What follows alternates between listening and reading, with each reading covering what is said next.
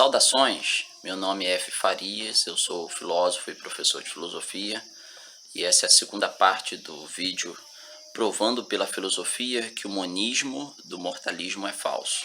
No primeiro vídeo, conforme prometido, eu provei que a alma de fato existe, que ela é ontológica, uma entidade, e faltou a prova de que não deixa jamais de existir nem na morte pela questão de tempo, da extensão do vídeo. Então, neste vídeo, eu pretendo dar finalmente essa prova. Em primeiro lugar, eu gostaria de fazer um parênteses para apresentar uma outra prova concernente a esse assunto. Se a alma deixa de existir, essa é a tese que eu irei provar antes daquela. Se a alma por acaso deixasse de existir, nós veremos que é impossível isso, seria então absolutamente impossível também que um dia voltasse a existir. Considere isso. Vamos fazer uma ilustração. Uma mulher vai a uma loja de roupa para escolher um vestido. Então ela encontra lá um vestido, ela se agrada daquele vestido e ela nota que tem outros do mesmo, outros vestidos iguais àqueles, o que é comum em uma loja, né? Ter vários modelos exatamente iguais à mesma peça de roupa. Mas como ela só precisa de um, ela vai e compra um. E então ela usa aquele vestido, ela adora aquele vestido. Então, por algum motivo, acontece algum acidente e o vestido é destruído. Imagine que o vestido foi totalmente destruído. Ok? Fazendo analogia com a possibilidade, com a hipótese da alma ser destruída. Então, o vestido foi completamente destruído. Ela fica muito triste porque ela gostava muito daquele vestido, mas ela lembra que naquela loja tem mais daquele vestido. Então, ela vai lá e encontra aquele do mesmo vestido e compra um e agora o problema dela está resolvido. Ora, embora ela esteja esses dois vestidos, o que ela havia comprado e o que ela comprou agora, sejam exatamente iguais, seriam eles o mesmo vestido? Eles são iguais, mas eles são o mesmo vestido? Não, isso é impossível, por uma questão de lógica e por ser óbvio, né? Um está destruído e o outro não está destruído. Né? Se fosse o mesmo, feriria o princípio do terceiro excluído, é impossível transgredir a lógica. Se ele está destruído, ele não está intacto. Se ele está intacto, ele não está destruído. Um está destruído, outro está intacto. Logo, são dois e não um. Então, não são o mesmo vestido. Ok? Assim também é com a alma. Caso a alma fosse destruída, seria impossível que ela tornasse a existir ela mesma. O máximo que se poderia fazer é criar outra alma igual à anterior, mas não seria a mesma, ok? Nós já vimos que é a alma que é a pessoalidade da pessoa. Por que razão dizemos isso? Porque destruir uma coisa, nesse sentido que os mortalistas põem, destruir uma coisa ontológica, como é a alma que eu provei no vídeo anterior, não apenas tornei mais verossímil, eu provei. Eu tornei impossível o contrário disso. Então está provado. Se é impossível o contrário disso, aquela coisa não tem como ser de outro jeito. Então, já que a alma é ontológica, destruí-la significaria enviar algo concreto do mundo existente ao mundo inexistente. Isso significa enviar aquilo de algum lugar existente ao nada. E o nada, ele é simplesmente um conceito didático em nossa mente para que nós concebamos a inexistência, aquilo que não existe. O nada não é algo que existe por própria definição. Ele é o nada, então ele é algo que não existe. Então, se aquilo fosse, a alma ou qualquer outra coisa, fosse enviado ao nada, não teria como depois trazer de volta do nada, porque o nada não é um lugar que exista. O nada é só um conceito em nossa mente. O nada é exatamente o que não existe. Então, se a alma está no nada, dizendo didaticamente, não há como trazer ela mesma de volta do nada. Aquela alma se perdeu. Não há como trazê-la de volta do nada. O máximo que, digamos, Deus poderia fazer para fazer voltar à existência, melhor dizendo, voltar à existência aquela alma que foi ao nada e não tem mais como recuperar por uma questão de lógica, né? seria criar uma nova alma exatamente igual à primeira e pôr nessa alma nova a memória da antiga. Então essa nova alma ia se lembrar de toda a vida antiga que ela não teve, mas pensando que teve. Os namoros na adolescência, as amizades, a família, o sucesso profissional que teve, o casamento, os filhos, as partes tristes, a morte dos entes queridos. Entretanto, seriam memórias falsas, porque não foi essa alma que teve essas experiências, foi aquela que existia e não existe mais, e não tem como voltar a existir, porque ela está no nada, por definição. E o nada não é um lugar que exista, não tem como trazê-la de volta do nada, porque o nada não existe, ok? O nada justamente é a não existência. De modo que assim eu provo, não torna mais verossímil, que é impossível que se a alma deixasse de existir, voltasse a existir. O máximo seria substituído por outra alma e não a mesma, com as memórias da antiga, memórias falsas, portanto. Agora, finalmente provando que, afortunadamente, é impossível que a alma deixe um dia de existir. Vejam bem, pelo princípio lógico do terceiro excluído, qualquer coisa que exista, qualquer coisa, melhor dizendo, não precisa existir qualquer coisa, ou é possível ou é impossível, ok? Há como ter uma terceira coisa. Não há como ter uma terceira coisa. Ou ela é possível, ou é impossível. Não há como ter uma terceira coisa. Uma terceira coisa, para que fosse uma terceira coisa, teria de ser diferente das duas. Então, vamos testar. Teria que ser diferente de possível. Então, ela não poderia ser possível. O que não é possível é, por definição, impossível. Então, do outro lado, testando se ela não fosse impossível. Se ela não é impossível, quer dizer que não tem nenhuma impossibilidade, então ela é possível por definição. De modo que não há tudo, qualquer coisa, ou é possível ou é impossível. Princípio lógico do terceiro excluído. Sendo assim, o mundo ontológico, quer dizer, o conjunto de todas as coisas ontológicas que existem, incluindo a alma, os corpos, o mundo ontológico existe. Nós provamos que pelo menos a alma existe na aula passada. Então, no vídeo passado. Então, está provado que o mundo ontológico existe. Se ele existe, logo, por uma questão de lógica, significa que ele foi possível. Porque se ele não fosse possível, por definição, ele não existiria. Ok? Então, tudo quanto é possível acontece ou há. E tudo quanto é impossível não acontece ou não há. Essa é a definição de possível e impossível. E ou uma coisa é possível ou impossível, não havendo terceira coisa. Princípio lógico do terceiro excluído. Então significa que o mundo foi possível. Ora, qual seria a causa então do mundo ontológico, de todo mundo ontológico? Ora, a causa do que é ontológico não pode ser uma coisa ontológica. Porque se fosse uma coisa ontológica, nós teríamos um passado infindo.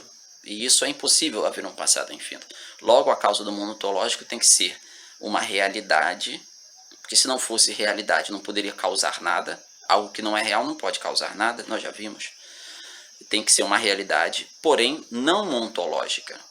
Uma realidade não ontológica e metafísica, porque se não é ontológica não pode ser uma coisa física. Se não é uma entidade, não pode ser uma coisa física. O mundo físico limita-se ao ontológico. Então tem que ser uma realidade metafísica não ontológica. Portanto, não resta alternativa, saída, se não admitirmos como fato comprovado que a causa do mundo ontológico não é nada mais, nada menos que aquilo que eu cunhei de conjunto das realidades metafísicas não ontológicas. Exemplos de tais realidades: a lógica, a matemática, a razão, o tempo e o espaço. Tais realidades são realidades porque existem, são metafísicas porque não são físicas, não podem ser cortadas com um bisturi, por exemplo, e são não ontológicas porque não são entidades. As regras da matemática, por exemplo, não são entidades, ok? Mas são normas. Corresponde àquilo que nós poderíamos chamar de necessidades absolutas. E seria impossível concebermos que mesmo num mundo diferente do nosso, tais normas, não só as matemáticas, da lógica, do tempo, do espaço, fossem diferentes. É inconcebível que fossem diferentes. ok? Então representam necessidades absolutas, literalmente absolutas. E quando percebemos isso, são atemporais, não mudam com o tempo, ok? São atemporais, são imutáveis, não mudam com o tempo, são intransigentes, ok? É impossível transgredi-las em qualquer mundo possível, incluindo no nosso. De modo que quando nós percebemos isso, então nós vemos que de fato seria impossível que fosse diferentemente disso. Seria impossível que as causas do mundo ontológico não fossem tais realidades, porque elas representam uma necessidade absoluta. Normas, são normativas, normas absolutas. Porque vejam que o conceito de possível e impossível, esse dualismo, implica em causa, de modo que não possa haver, de modo que tudo seja determinado por sua causa, né? Algo que é impossível significa, por definição, que há causas que impedem que aquela coisa seja ou aconteça, ok?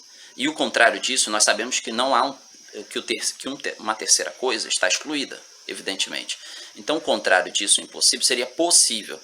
Possível não significa que, portanto, há causas que fazem com que aquilo aconteça, que não há nenhuma, o que não há nenhuma impossibilidade, necessariamente acontece, né?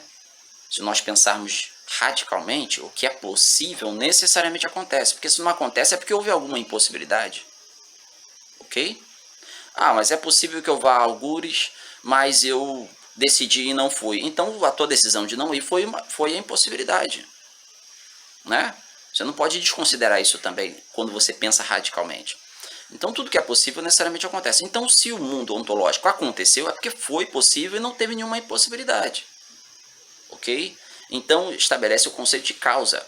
Então daí que nós concluímos que a única causa do mundo ontológico tem de ser o conjunto das realidades metafísicas não ontológicas, das quais a lógica, a matemática, a razão, o tempo e o espaço, que tem por característica serem atemporais e imutáveis e intransigentes, ok? Mas considerando-se que a causa do mundo ontológico é tal conjunto o qual é imutável, atemporal, intransigente, seu efeito, que é o todo ontológico, já não pode ser outro. O efeito dessa causa não pode mudar. Por que não pode mudar? Porque essa causa é imutável, então seu efeito também não pode mudar. É atemporal, quer dizer, para todo tempo, não muda com o tempo. É intransigente, não há como ferir essas normas, não há como transgredir essas normas, ok? Então seu efeito não pode ser outro. Sendo assim, é impossível que haja subtrações no todo ontológico, é impossível que haja adições no todo ontológico, é impossível que haja rearranjos, como que por mágico uma coisa sai de um lugar e aparece em outro. Isso é impossível. A única mudança possível no efeito dessa causa seria mudança por mero movimento. Porque nesse sentido, as partes do todo ontológico seriam efeitos, causas diretas, enquanto o conjunto das realidades metafísicas não ontológicas seriam causas indiretas das mudanças. Mas mudanças como que por mágica seriam impossíveis, porque implicariam que o todo, que o conjunto das realidades metafísicas ontológicas, que é a causa principal, mudasse, e nós sabemos que ela não pode mudar. É evidente, por exemplo, que as regras da matemática não tem como mudar, né? Por exemplo, as regras da lógica não tem como mudar, são imutáveis. Então, se são imutáveis, não pode haver diminuição no todo ontológico. Então, nada no mundo pode deixar de existir, nem uma parte nem o mundo todo, nem uma partezinha do mundo. Porque para que deixasse de existir, seria necessário que o conjunto das realidades metafísicas não ontológicas mudasse para permitir que o efeito fosse diferente do que é. Ora, se ela não muda, o seu efeito também não pode mudar. Não pode haver subtração. Não pode também haver adição. De modo que, conforme provamos, a quantidade total das realidades ontológicas foi determinada, foi causada pelo conjunto das realidades metafísicas não ontológicas, o qual é imutável e atemporal. e intransigente. De modo que até aquela parte que nós pudéssemos testar que fosse subtraída, fosse também determinada por esse conjunto, né? O efeito é tal que ele é totalmente causado pela sua causa, ok? De modo que, se posteriormente uma partezinha ínfima que fosse deixasse de existir indondada, seria necessário que a causa mudasse, e nós já vimos que a causa não pode mudar, né? Imaginemos que duas situações, como efeito, o mundo ontológico na quantidade total que nós vemos, e um outro efeito, a mesma quantidade menos uma partezinha ínfima. Certamente que a causa de um e a causa de outro não pode ser a mesma, porque os efeitos são distintos. Então segue-se que para que diminuísse uma partezinha ínfima que fosse do mundo, nós teríamos que mudar a causa, e nós já vimos que a causa é imutável, de modo que comprova-se que não pode haver nem subtração e nem adição também. Para que houvesse adição, seria mister que a causa também mudasse, para adicionar mais alguma coisa, e a causa já vimos é imutável. Mas pode-se pensar assim, mas as coisas não mudam no mundo, as coisas não deixam de existir no mundo. Por exemplo, eu era uma criança e agora sou um adulto, então aquela criança deixou de existir. Mas note que não é que a criança deixou de existir e então foi substituída por um adulto. Aquela criança simplesmente se desenvolveu, como que por movimento, pelas causas ontológicas que são indiretas, ok? De modo que aquela criança que eu era continua aqui. Não existe o cadáver daquela criança e agora foi substituída por um corpo adulto. Não, aquele corpo criança simplesmente se desenvolveu. De modo que, como já havia um projeto no ser humano para que ele seja de um jeito quando criança e então se desenvolva até se tornar adulto. E isso não implica nem diminuição de parte, tanto é que não há o cadáver da criança feita adulta, nem adição, né? Porque, na verdade, como nós provamos, não pode haver adição. Então, a explicação disso seria que, como se dá, por exemplo, o aumento do corpo de um adulto? Através da nutrição que a criança ingere, ok? Através dos hormônios. Os hormônios também não são produzidos por nada, né? Pelas glândulas endócrinas. Eles são produzidos com base em nutrientes. Eu não sou biólogo, mas certamente são assim, né? Eu provei que não podem ser de outro modo e pelo conhecimento leigo que eu tenho, razoável que eu tenho em biologia, sei que é assim. Então, é a mesma coisa da semente com a planta. A semente é pequenininha e diferente da planta. Então, ela se desenvolve e vai gerando a planta. Mas certamente que ela adquire, para adquirir aquele tamanho e forma, adquire os nutrientes do solo, ok? De modo que não há nem adição nem subtração no mundo. O mundo ontológico continua com a mesma quantidade de sempre, desde o primeiro tempo, visto que já provamos que a sua causa é imutável. Desse modo, uma vez que já provamos no vídeo anterior que a alma é de fato ontológico uma entidade, concluímos que é impossível que ela deixe um dia de existir. Como exemplo, nós poderíamos usar, por exemplo, pegar um grão bem miúdo já e martelá-lo a fim de destruí-lo. Mesmo que no nível macroscópico nós não víssemos mais aquele grão nem partes dele, porque ele já era miúdo e agora ficou bem menor, quem discordaria com sensatez que se usássemos um telescópio que fosse idealmente perfeito, que ampliasse infinitamente, ao infinito, a imagem, nós sempre encontraríamos alguns pedacinhos de grãos. Porque na verdade nós só estamos dividindo, então partir a primeira vez já era pequena, agora ficou menor ainda. Então pega uma das partezinhas divididas menor ainda, parte de novo. Mas se vai ampliando com o microscópio, nunca ia assumir aquela parte. Não tem como mandar nada que existe para o nada, ok? Então é assim que acontece também assim que acontece com todas as realidades ontológicas nas quais se inclui a alma. E o que seria a alma? A alma, ela tem como faculdades o relembrar, ela tem como faculdades o ter sentimentos, ela tem como faculdades perceber as percepções dos cinco sentidos, visão, paladar, olfato, audição, intuições, imaginações, controle voluntário do corpo, reflexões, conhecimentos, estados de consciência e inconsciência, ou seja, atenção e desatenção, inferências, deliberações, etc. Essas coisas, embora sejam ações, no âmbito da alma, se nós refletirmos fundamente, não temos tempo de fazê-lo aqui, nós perceberemos que isso são meras sensações ou percepções. Ok? Então, nós poderemos definir a alma como a entidade com potência de sentir. Então, é isso que nós somos. Nós somos entidades com potência de sentir enquanto alma. Então, somos nós que sentimos, tivemos a sensação, digamos, de lembrança, né? Aquela lembrança que nós tivemos, nós sentimos, nós percebemos aquelas visões, aqueles sonhos da lembrança. Os sentimentos somos nós que sentimos, as percepções dos 5 sentidos igualmente, as intuições, as imaginações, as reflexões, o conhecimento, nós é que percebemos o conhecimento, de modo que nós somos meramente isso, enquanto alma, entidade com potência de sentir. Tanto é que se alguém, por algum acidente, né, com o cérebro sobretudo, perde alguma dessas capacidades, ele nem por isso deixa de ser uma alma, uma pessoa. É apenas uma pessoa que agora não tem mais memória. Por exemplo, alguém que sofra de Alzheimer tem a memória comprometida. Suponhamos que ele perca toda a memória, mas ele continua sendo uma pessoa que agora não tem memória. De modo que a memória e todas essas outras faculdades não são parte essencial da alma.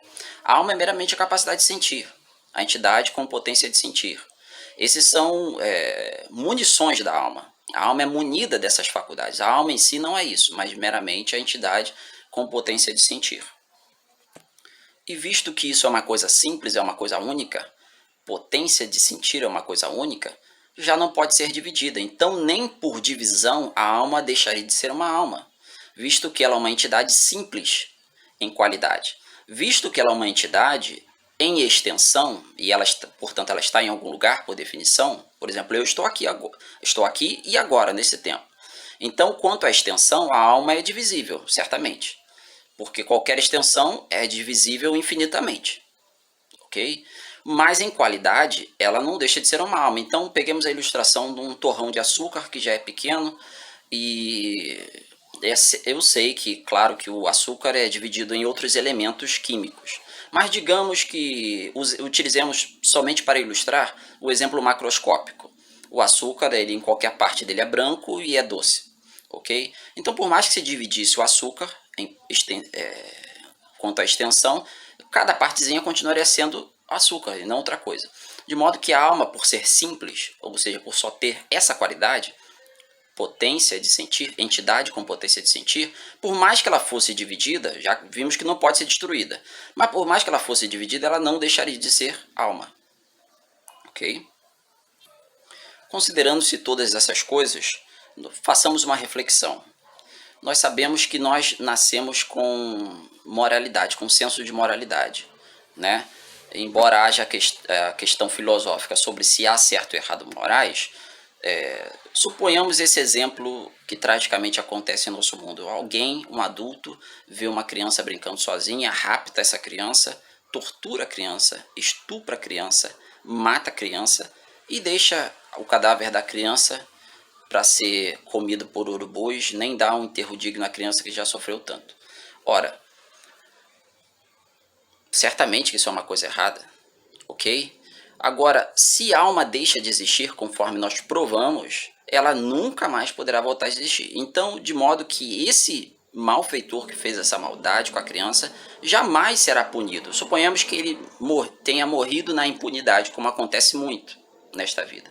Então, ele nunca poderá ser punido pelo que ele fez.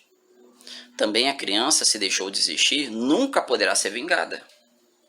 Nunca poderá ser feliz. Morreu na tristeza, morreu no horror e nunca poderá ser vingada. Porque se ela deixa de existir, conforme nós provamos, deixasse de existir, conforme nós provamos, ela nunca poderia voltar a existir. De modo que está comprovado que somente pode haver recompensa, punição aos ímpios, e galardão e bênçãos para os justos, para os retos, caso a alma não deixe de existir.